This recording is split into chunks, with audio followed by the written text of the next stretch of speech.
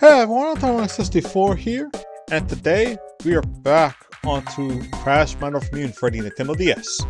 Now, we're here for the extras.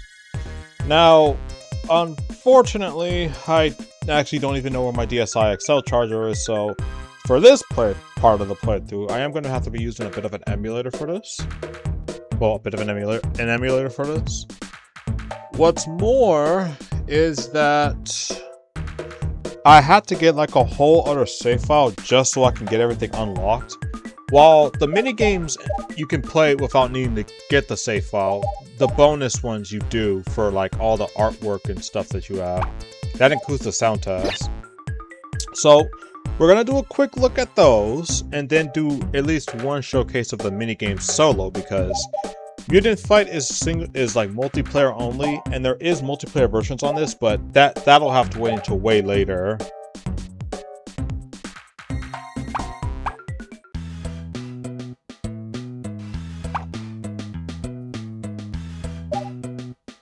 Okay, right out the gate, because I want y'all to see both screens for this whole thing.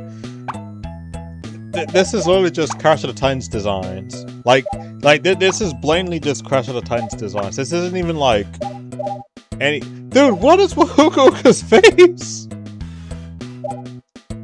But like, this is like very clearly we just wanted to get like an in between of Crash of the Titans and Mind Over Mutants versus just going full in. Is Tiny even in the game?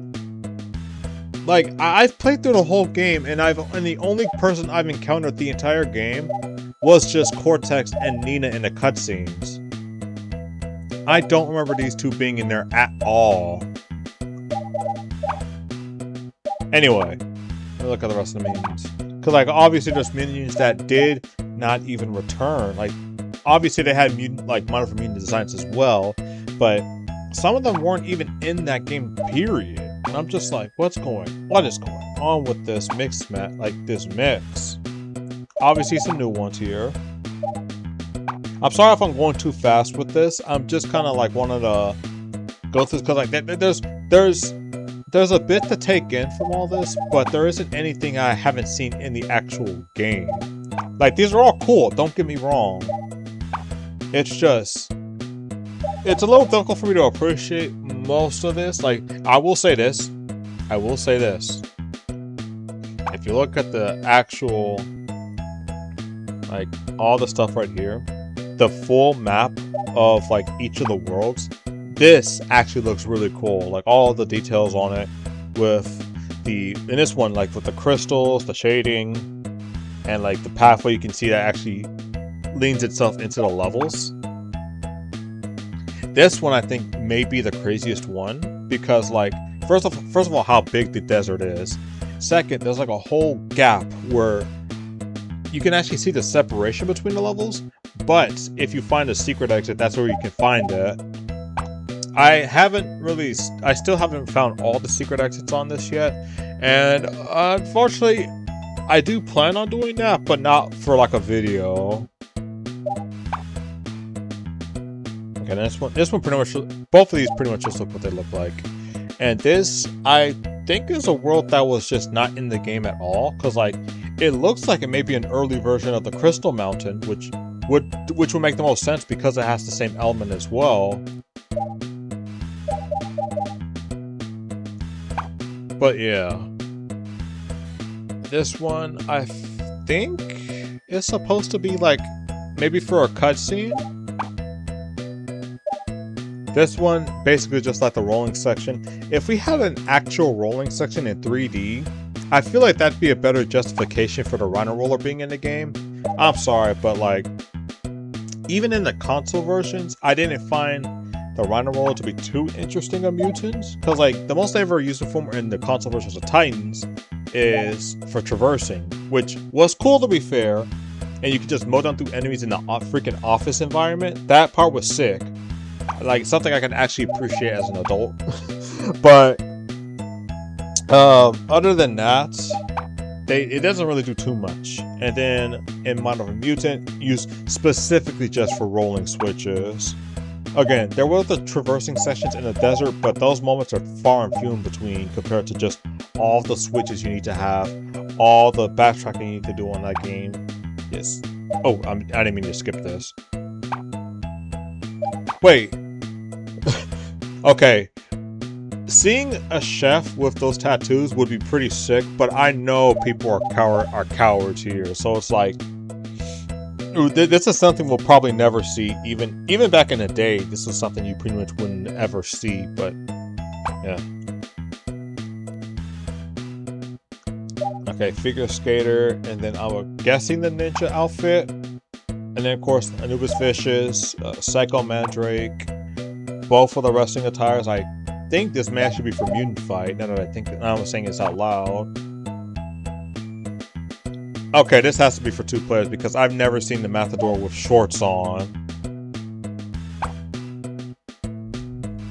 And then we have the astronaut, Rhino Roller. Okay, I know this is in freaking the console versions, but this does look, from the context of beating the game, it does look like he's trying to transform into Super Crash. Still weird, but you know what I mean.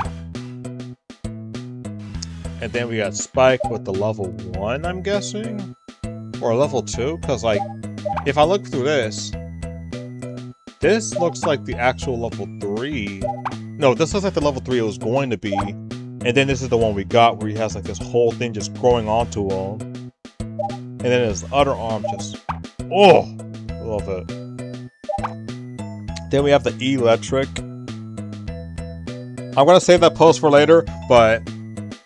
It's just, oh my goodness. But seriously, like, think about this for a second. In Mind Over Mutant, both in the game, both in the console and the DS version of the game, it's about trying to put the mutants on the NV. How in the absolute heck did Cortex manage to get these guys, these two? Like, look!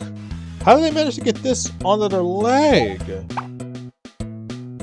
And the thing is that the NV in the Mind Over Mutant DS is just a helmet. It's not even like, I mean, it is a helmet in the console version, but it's not like the one where you can like be able to retroactively fit whatever head size you have.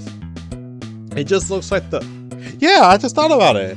It looks like just the helmet that they put on Coco in Crash of the Titans. It just like the comparisons just never freaking stop with the game. Like, I'm sorry I'm taking away from the beautiful artwork with this. It's just, oh my freaking god.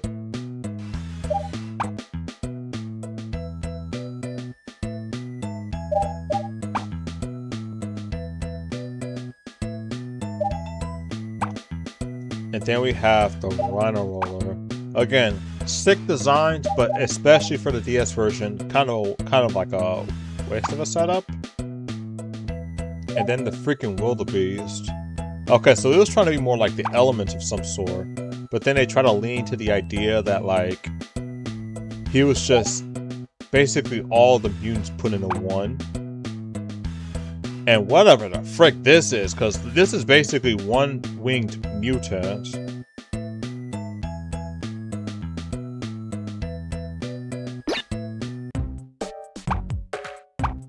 Alright, that's enough of the yapping on this. Let's go ahead and check out the minigames. Like I said, there's a 1-player and a versus version, and as you could probably expect from just this menu alone, this is all touch controls. Now, I did play this earlier, so I just wanted to see how these played, like all of these at once. Now again, like I said, it is something I'm on emulator here, so I do apologize if there are some like issues going forward with this. Oh god, it's getting worse. But to understand what I'm basically doing here, I'm basically using the Rhino Roller in order to shake the screen so I can get the Wumpa roll over Cortex. You have to actually rotate the bottom part of the screen to make them roll. Clockwise or counterclockwise to move them left or right, right or left, respectively. Get up! You have to hold the touchscreen in order to charge up the Rhino Roller, in order to do the shockwave to get the Wumpa Fruit. Oh, you gotta be kidding me. And if Crash ever gets hit or anything, you have to really spin the stylus in order to, get him up.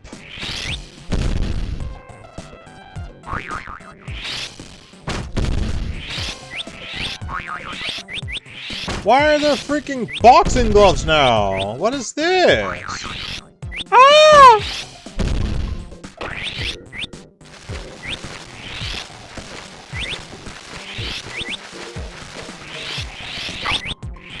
Okay. Brother, and if you hit, and if anything hits you, it just cancels the charge. I don't even know how that works. Like, it's the Rhino Roller that's doing the jumping, not Crash. Yeah, I'm getting hit.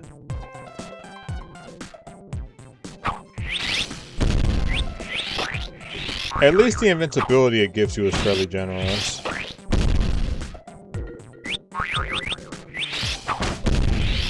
Like, I definitely see the appeal of this minigame. Okay, it looks like speed up time. As I was saying, like, I definitely see the appeal in this minigame. It's just... get up! Oh, it's a fever of sorts. I didn't even know trees can get fever. Then again, I play Powder Punch, so this shouldn't be anything new. Oh, they're just coming out with the boxing gloves now. Ah! Freaking get up! Okay.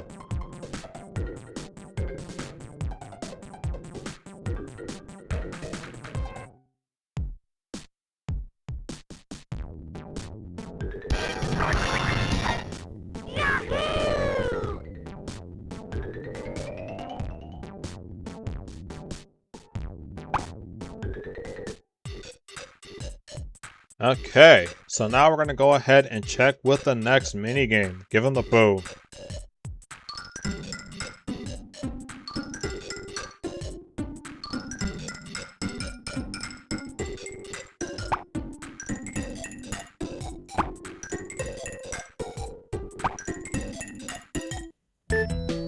So for this one, you have to actually touch Crash and like drag him across the screen. If you want to do the kick, you have to actually like swipe it upwards. Yes, you have to actually do this like a little bit of a swipe. Actually, no. The swipe is just to do the jumping.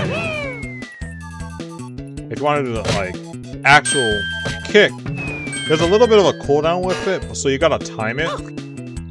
But once you touch Crash again with the screen, you'll be able to just do the kick. I think you have to. Do you have to double click? I think you have to double click. I don't know. Cause like sometimes it'll just do it with the one click, but now it looks like most of the time I'm just doing it with the double click. Oh, so I can just ignore all the stuff altogether with Aku Aku. AK invincibility like you should have been doing the entire game, but you know, like a shield. But you know, I'm just thinking out loud here. But basically, all we're doing is just kicking all the objects in the Rhino Roller into the freaking ship over there.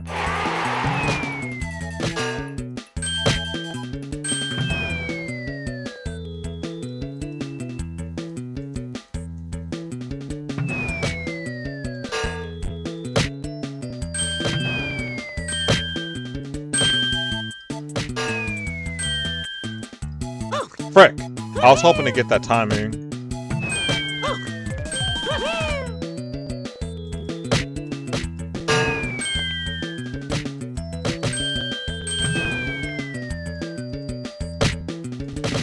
What is that range? Okay, gotta be a little quick on this. And like I said, you have to be actually moving Crash himself. You can't just be using the D-pad. Trust me, I've tried.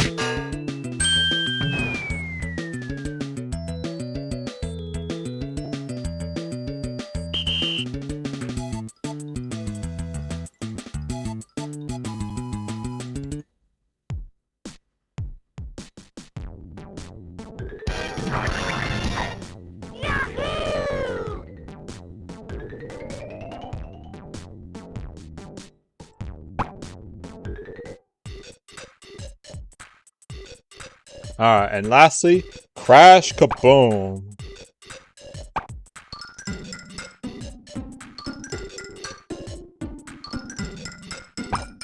Now, this one is also like the other one where it's like, you have to actually move the screen, like you have to actually slide it up in order to send it, but basically, you want to land where the bombs are, and then when you get the bomb, as from like Crash standing there, you have to like slide the stylus up to the top of the screen, or rather the top screen, in order to actually hit the other mutants. Unfortunately, I'm a terrible shot at this because of the way I have this oriented, so this is not going to look well.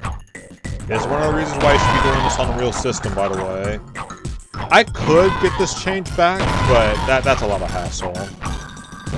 Wow, you freaking... Alright, so I just got the power up here.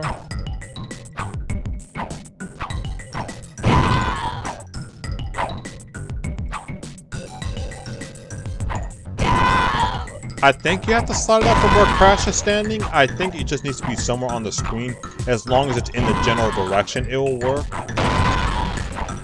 Okay, yeah, just doing it in a general direction will work. It doesn't have to be on Crash. That being said, it does need to make sure that you're actually using ball. How did that miss Spike? Oh, God. There we go.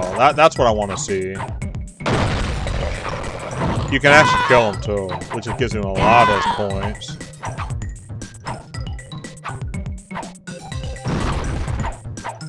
Bro, how am I missing? Like, I know why, but it's like, how am I missing?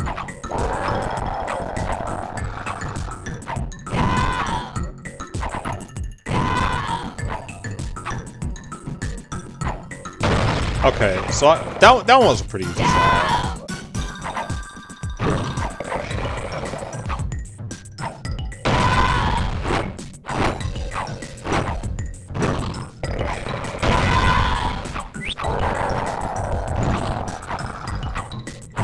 He actually jumped over the freaking bomb. I'm sick. And I actually got him. Nice.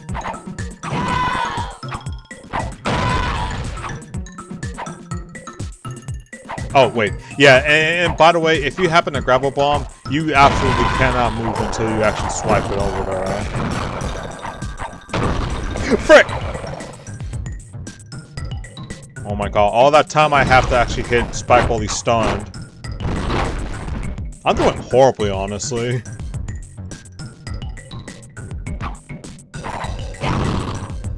And it's like, if you fall, you're just sitting there for a long time. At this point, I'm like, you might as well just wait until you can, like, toss it, hit something. Or yeah, just something. How'd I miss? It doesn't matter how fast you do it either.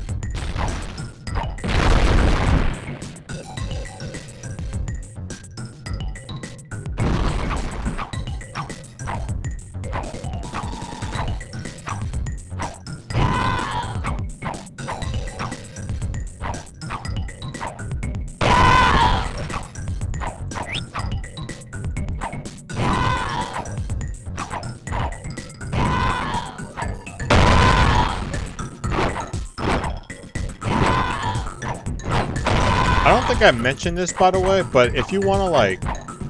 Okay, that was really bad. Okay, I definitely did not swipe like that. But, like, if a bomb happens to land on you when you're on the spot, you do get stunned. You won't fall, but you do get stunned.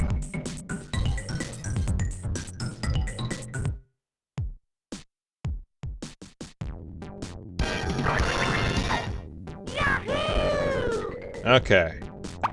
So now that we got that in order and checked out all these games, hopefully we can find a way to get some multiplayer going on this emulation, because I do want to try either getting my boy Deed on this, or, you know, someone else may be interested in doing a multiplayer for this game. The setup for it will definitely be weird, but for a game like this, I think it'll at least be worth checking out, like Mutant Fight and the other mini games. At least worth a shot. So, with all that being said, this tutorial for signing out. Thank you guys for watching. Stay safe, stay healthy, stay insane, stay natural fuel, stay digital alive, and of course, as always, stay warped. And thank you for watching Mind Over Mutant for the Nintendo DS. Say what?